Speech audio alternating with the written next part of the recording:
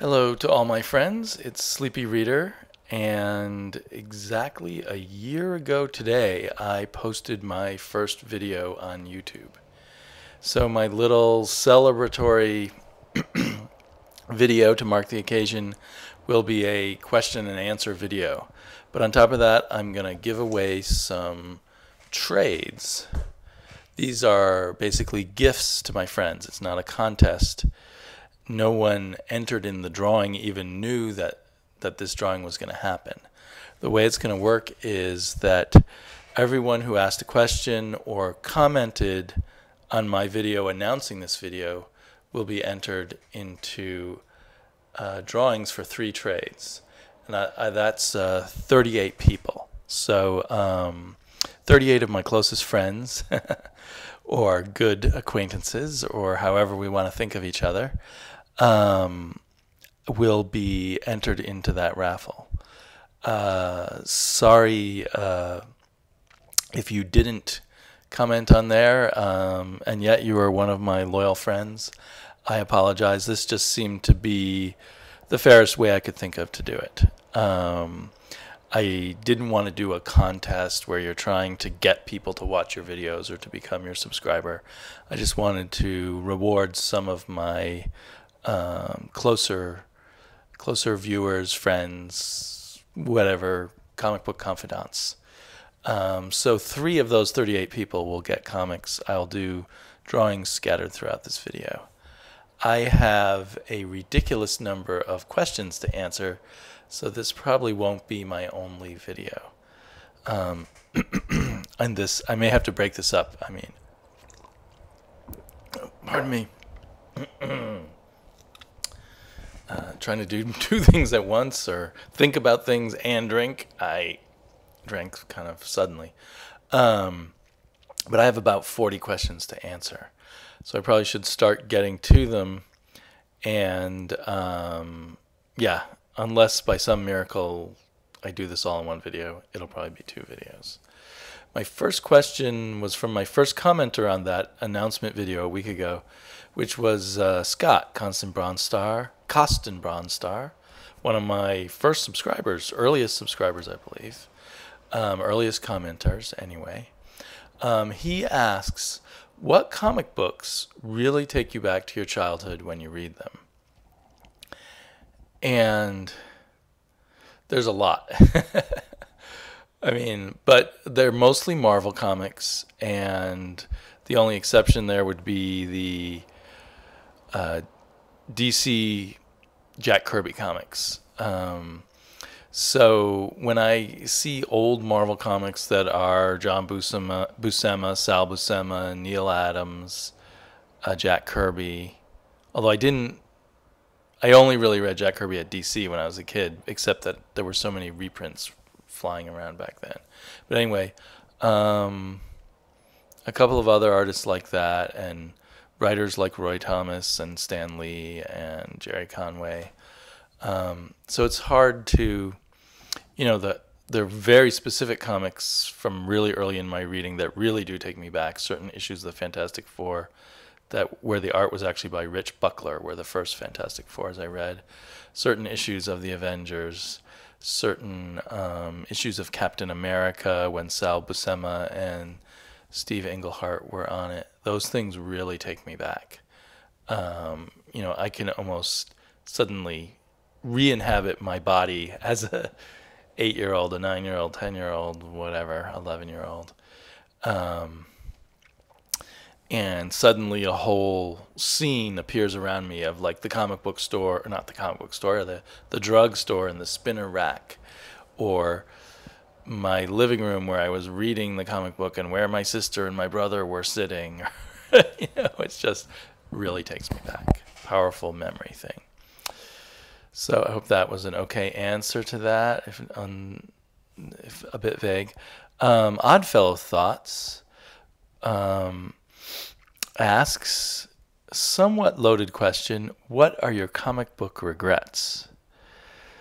And the biggest regret is the comic books I sold when I was 16. I sold all but a few of my comic books to one guy whose ad I answered from a Penny Saver, weekly free classified ads newspaper, thinking I would sell my comics for a lot of money and get money for lots of dates with girls.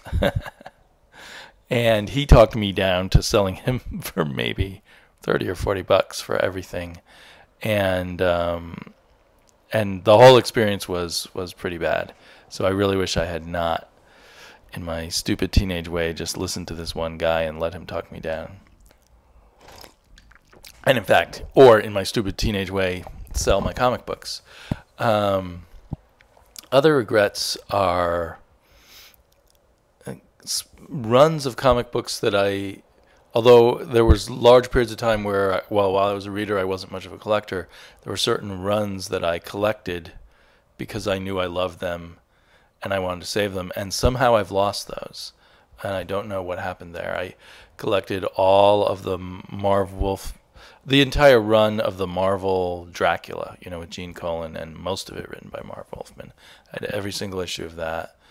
These things would probably be easy to get now with the internet, but back when I collected them in the 80s or very early 90s, it took some work. I had every issue of the Warren Spirit magazine. I had a very long run of Thor's, which I felt particularly attached to, and some other things like that. So I regret not keeping track of where I put them in a box somewhere, and I don't know what happened. So I regret not keeping track of things a lot better. Addy Starkey also, he's changed his name.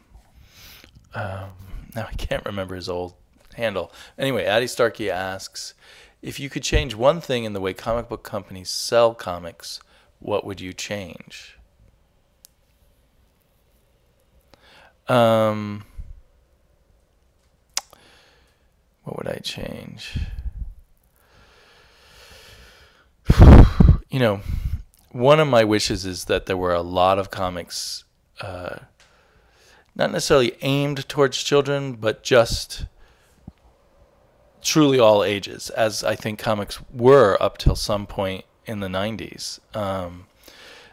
So I wish they had a lot more comics that both the parents and the children could read, and that they consciously made them quality accessible comics. Because I think what is done as children's comics now is so kind of purposefully geared towards children in a way that reduces them somehow.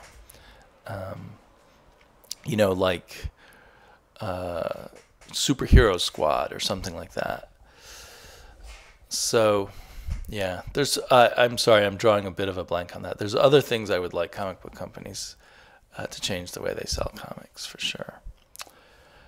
Someone asked, and I erased his name, unless this was Addy also, is there a certain comic book that you've sold or lost that you wish you had back? Kind of those comic book regrets that I just mentioned with Oddfellow Thoughts.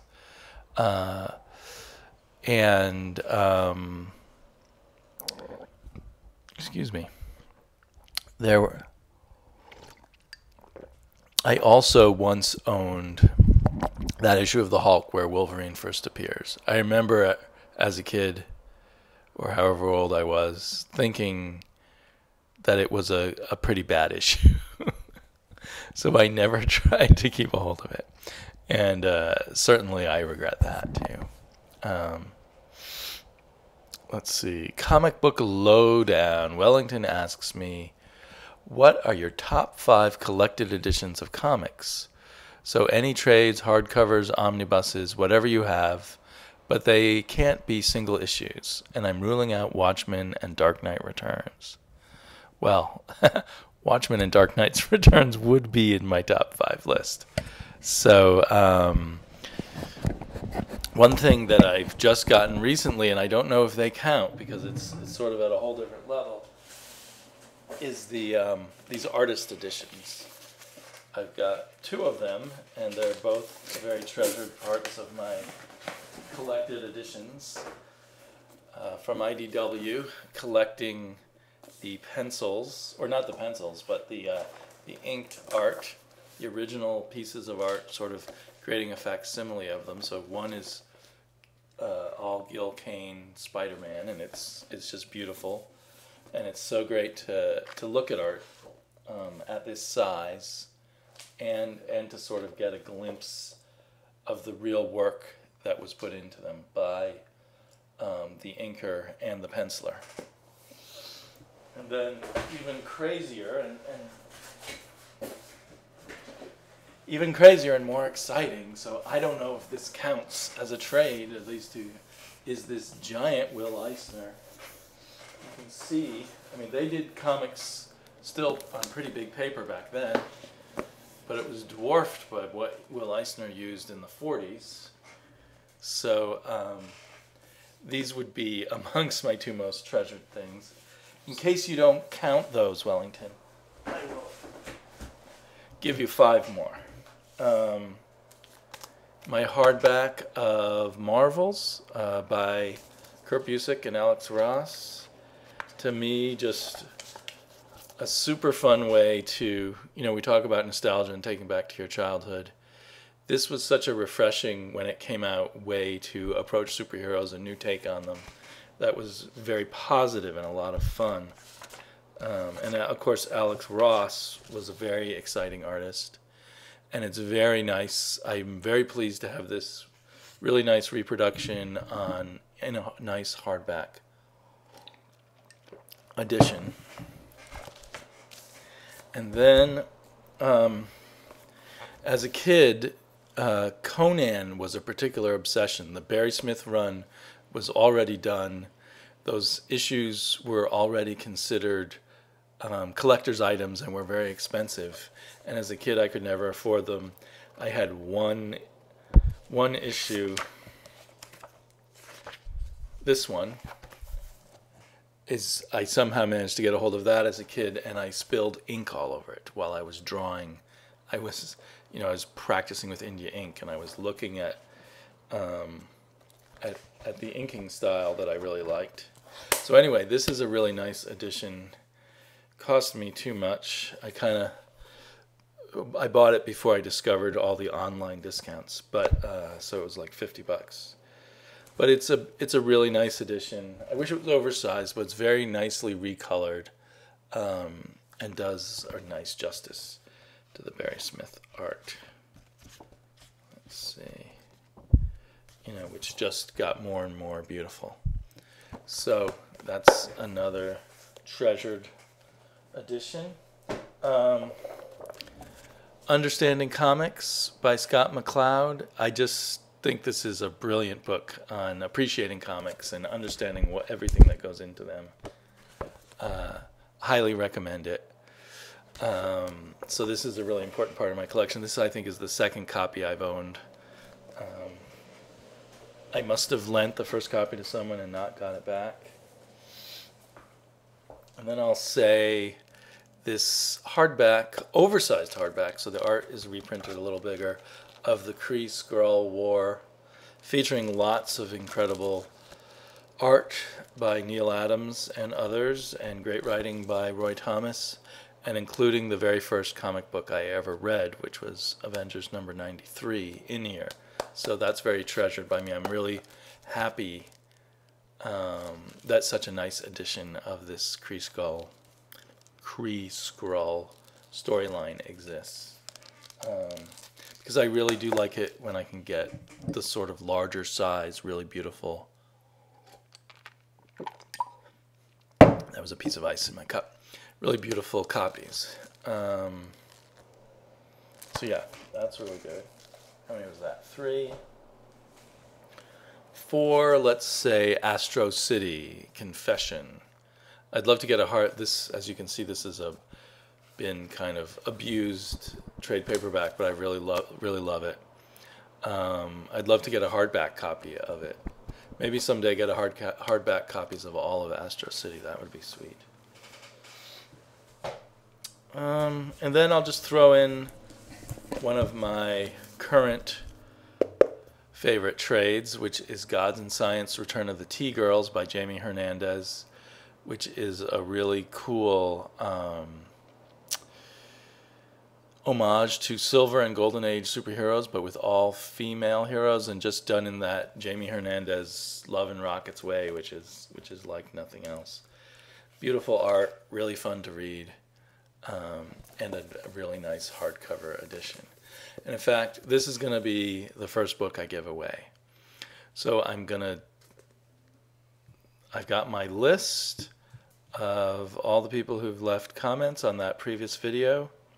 Let's see, I got to bring up my list on the... No, that's not how I wanted to do it. Computer, obey me. That's this program. Where's the list? That must be the list. So I've got 38 people, one of whom is going to receive a copy of Gods and Science if you want it. If it turns out you didn't want to be entered into a giveaway, let me know and I'll redo a drawing. So I've got, on my iPad, I've got random.org. I've set it to pick a random number from 1 to 38. I press Get Numbers, and it says number 25. And number 25 is Doomfly Daddy. Excellent new YouTuber. I love watching his videos. So really great if I could send you a present, Doomfly. If you're interested in a copy of God and Science, let me know. If there's a problem, we'll work it out. If you already have this, I'll figure out to send you something else. If you don't want a gift, I will do another drawing for someone else. So my first winner is Doomfly Daddy. That is fantastic. Okay, now if I can get back on track and do another question. Let me see how long this video has been going for. 16 minutes already. Okay. Next question comes from JC Seji. JC Seji. He asks, a question I use as a guide. This is a bit complicated.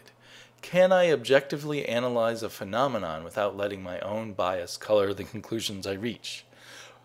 Or should comic book reviews include a notation that they reflect a person's own preferences rather than an impartial assessment of that particular book? Or is impartiality even possible in doing a comic book review? Hope this is the kind of question you're looking for. I'm looking for any kind of question. It's a very interesting question, and of course takes in a lot more than comic books, but my immediate reaction is you cannot be objective.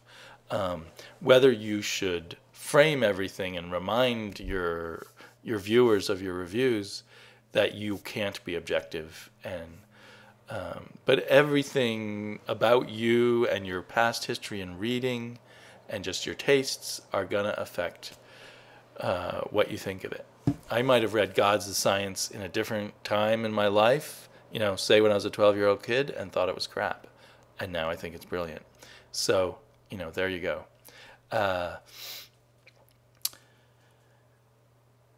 So, yeah. I don't think you have to tell people you're not impartial, but you can. It might help some people. Some of us will go, the art was terrible, the writer didn't know what he was doing. Sorry, not really true in this case. And believe it with all our hearts that it's true, but still, in another part of our heart, we know we're being subjective. So take all reviews of comic books as subjective. Sherpanaut asks, question, based on every format to include movies, music, prose, novels, television, commercials, etc., what character would you like to see adapted into comic book format as a series that hasn't been represented already? For me, it would be Robert Redford and Paul Newman's The Sting, Crocodile Dundee, or the Dude from Big Lebowski. The Dude from Big Lebowski would be fantastic as a comic book. So if you hadn't already picked it, I wouldn't have thought of that, but actually it's excellent. Love the Big Lebowski and the Dude.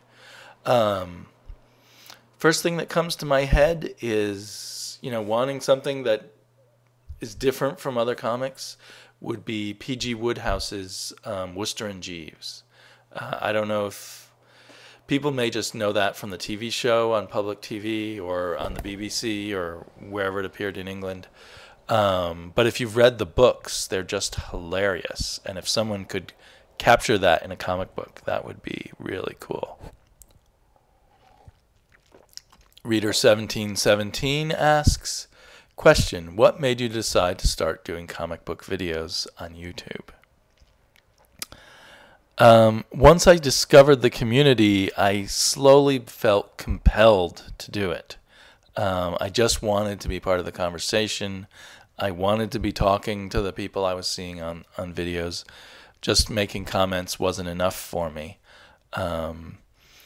And it may have a lot to do with, what was going on in the rest of my life at that time, and still is pretty much going on. I mean, life slowly evolves, but my time has been so limited that this has just been a great way to be a part of a conversation. I don't have to plan a weekend ahead of time to get together with one of my friends. And I don't have friends who like comic books anyway, so I can't have this particular conversation with those friends. But just whenever I feel like it, I can jump in, make a video, be part of the conversation. And so, and it enriches everything in terms of watching other people's videos and in terms of reading comic books. Although, did I know that part would happen? No. I think there's some more questions that will address this, so I'll get it at other angles, I think. 21 minutes so far. The Hulk's Big Toe asks, here's a question for you. After spending a lot of time watching many videos from the comic book community, I've noticed that all the great YouTubers have beards. So do you think it's necessary to grow a beard to be a great comic book collector? Oh, definitely. Without a beard, you're nothing. I'm always telling my wife and my daughter that I believe that all women have beard envy. So the poor women can never be good comic book collectors because they don't have beards. Roger 69501, our favorite man from Puerto Rico, asks, how do you feel after 1 year of doing videos? Hard to put my finger on it. I do feel it was a little more exciting like the first 4 months or so than it is now. But I still feel like I really enjoy it. I wish I could put up even more videos than I do. I wish I could chat with even more people than I get to chat with. So, I mean, I basically feel good about it, and although I still don't always like watching myself, I've kind of gotten used to that, and maybe that's kind of good for me in a way. So anyway, thanks for that question, Roger. Roger, although he wasn't amongst the people I mentioned as my very first commenters on my very first video, he was someone who gave me a good sense of community very early on, so I really appreciate Roger, especially, and he's a great guy, and I love his videos. And speaking of Roger, R. Dowdy is always talking about how much he likes Roger, and R. Dowdy asks, the great legend, Rob, my question is, what alternate identity do you like best? Like a reporter, photographer, police officer, billionaire, playboy, Prince Adam of Eternia? Let us know, and what hero that undercover occupation occupies. Well, if I were a superhero, I'd like to be a billionaire playboy. So that's always a good one. I do think it's interesting, the whole Peter Parker thing when he's trying to keep his job going and keep going to college, and his career's interfering with that. So yeah, I alternate identities, either Spider-Man's or Bruce Wayne's is great.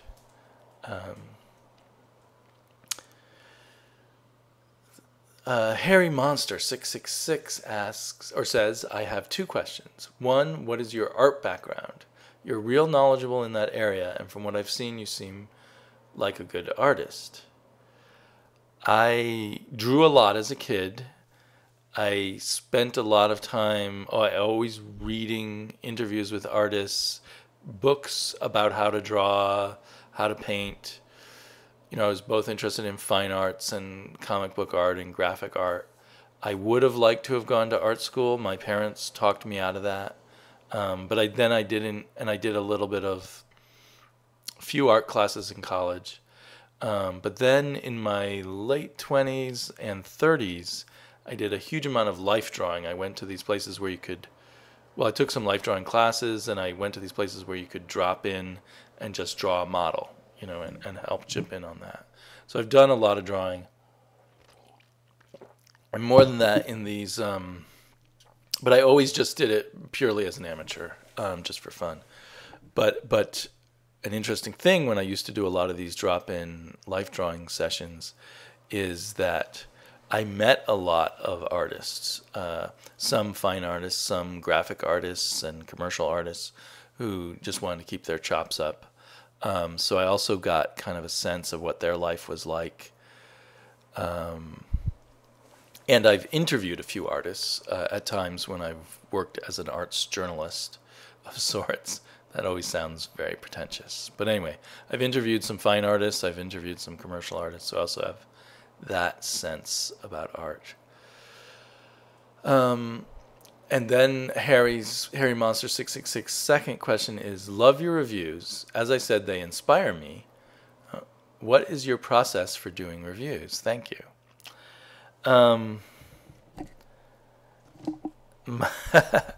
My only process is that every once in a while I don't publish a video if I feel like I got too befuddled.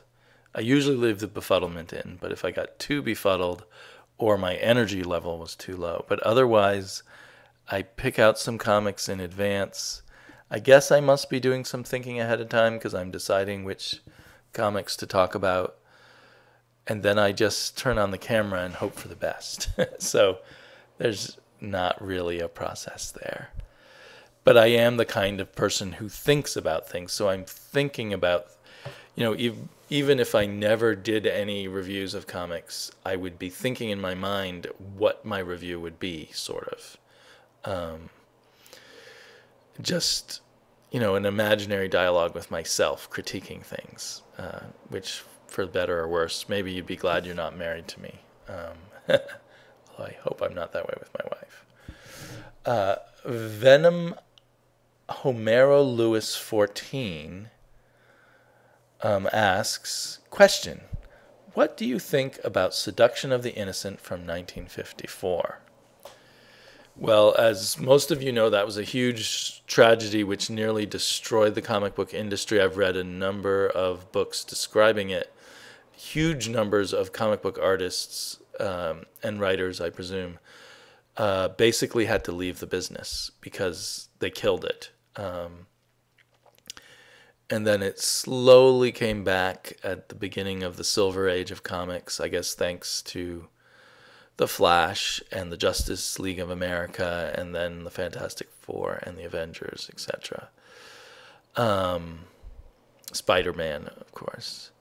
I think that the one good thing that came out of it is right at the period where they still had to follow the comics book code that came out of the Seduction of the Innocent period. They, as they were stretching its boundaries a bit, they started doing interesting things.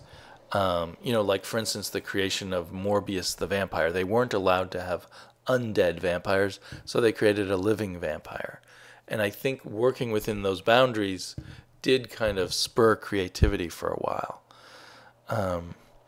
So that's sort of what I think of Seduction of the Innocent. I do think of Frederick Wertham, the psychiatrist, who more and more, it's revealed, was using lousy data anyway, or fictitious data, who wrote The Seduction of the Innocent and set up this kind of McCarthy-like attack on comic books.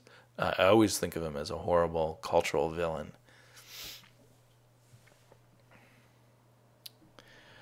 Ooh, okay. I have done about, what, 18 questions? I'll do one more question and then I'm going to cut it off and then start another video. Doomfly Daddy asks, question, how did you come up with your YouTube handle? Sorry for 2 comments. Oh, no problem, Doomfly. He wrote another comment that wasn't a question, which was very nice of him. I always am happy to get multiple comments. I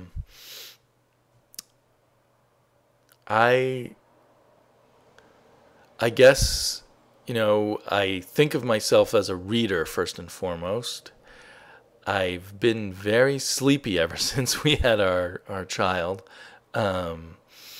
And just sort of never got back to a happy sleeping pattern, even as she got bigger and is not waking us up all night long. So those 2 things just popped into my head when I had to make up a name. I was making up a new channel. I already had a channel that I never posted videos on under my own name, and I wanted a pseudonym. And then YouTube said Sleepy Reader's not good enough, so I added on 666. My name is Damien, and all through my childhood, people were asking me, do I have 666 written on my head, and things like that, references to the movie The Omen. So the number 666 just sort of pops into my head sometimes, and it's kind of fun. So yeah, that's my explanation of that. Okay, before I go, I will do another drawing for another trade. I'm going to give someone Sixth Gun Volume 1. This was given to me by the wonderful Oddfellows Thoughts, and he got it signed by both the artist and the writer. I'm not going to be able to do that, but I want to pass it on. This is a great series, and this first volume is a great start. It has a wonderful climax. The final issue of the 6 issues that went in here, is all action confrontation in it, and it works fantastically. Plus, it's just such a cool sort of melding of weird fantasy and the Wild West. It's just really great. So I will get back to randomnumber.org, and I will press again, and it will choose another random number from 1 to 38. It chose number 28 this time. Number 28 is Sherpanaut. So Sherpanaut, contact me if you would like the 6th gun. And if you don't want a gift, let me know. And if you already have the 6th gun and don't want this, I'll figure out something else to send you as a gift. Okay, guys, I will be back for part 2. Talk to you later. And I'll be drawing, I think, 1 more trade, maybe 2 more trade gifts. Bye-bye.